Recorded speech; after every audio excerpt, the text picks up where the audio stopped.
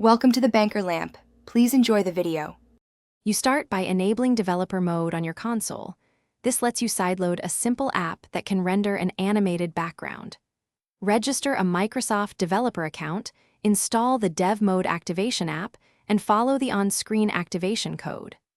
Once done, connect your PC to the same network and install the Xbox Device Portal tools. These let you push packages to the console. Make sure storage space is sufficient, and you understand developer mode limitations and restarts.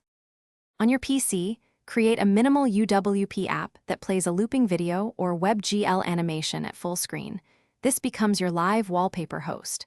Use Visual Studio to set the app's start page and disable overlays so animation runs uninterrupted.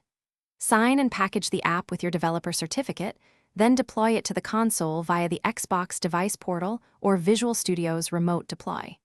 After deployment, test the app. Adjust resolution and performance settings, and verify it runs smoothly docked to TV mode.